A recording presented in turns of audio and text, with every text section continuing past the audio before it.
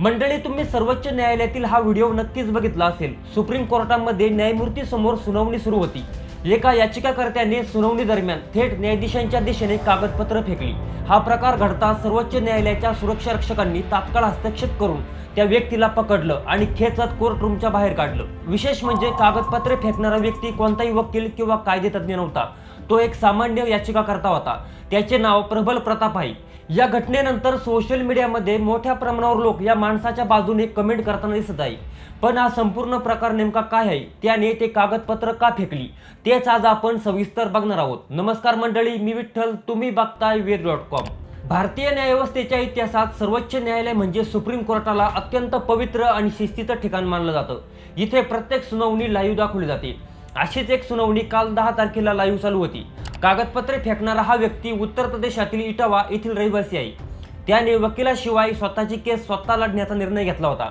न्यायालयाच्या भाषेत याला इन पर्सन याचिकाकर्ता म्हणतात। याचा अर्थ असा की जेव्हा एखाद्या व्यक्तीला आपली केस लढण्यासाठी वकील परवडत नाही किंवा त्याचा वकिलावर विश्वास नसतो, तेव्हा तो स्वतः न्यायालयात हजर राहून आपली बाजू मांडतो।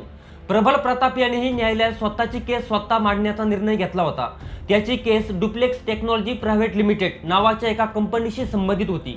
प्रबल प्रतापचा असा आरोप होता की ही कंपनी संपूर्ण देशात सायबर गुन्हेगारीची मोठी टोळी चालवत आहे। त्याने लखनौच्या विकासनगर येथील सहाय्यक पोलीस आयुक्त एसीपी यांच्याकडे तक्रार केली होती। मात्र पोलिसांनी आरोपीवर थेट एफआयआर नोंदवण्याऐवजी ती केस एका खासगी तक्रारीत बदलली। पोलिसांनी योग्य कारवाई न केल्याने त्याने उच्च न्यायालयात धाव घेतली होती। परंतु उच्च न्यायालयात 6 एप्रिल रोजी त्याची याचिका फेटाळून लावली आणि सांगितलं की कनिष्ठ न्यायालयाच्या आदेशाविरोधात कायदेशीर प्रक्रियेनुसार योग्य त्या मंचावर जावं।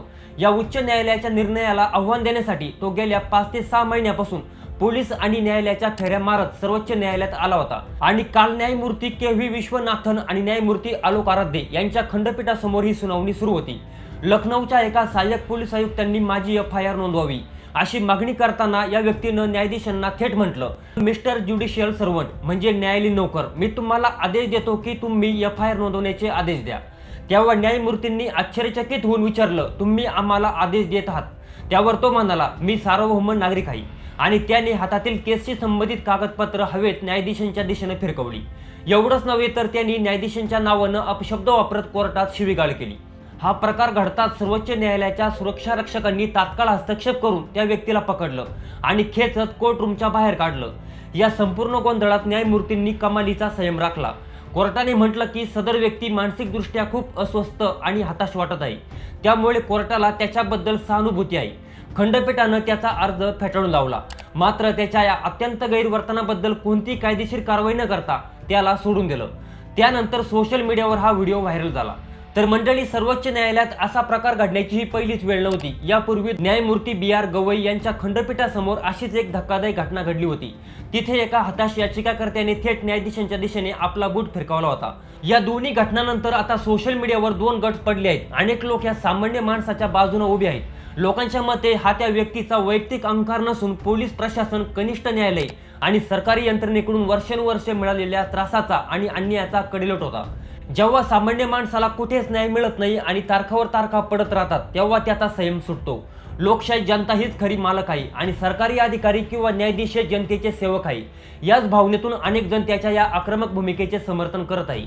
दुसरीकडे कायद्याचे जाणकार या कृत्याचा तीव्र निषेध करत आहे।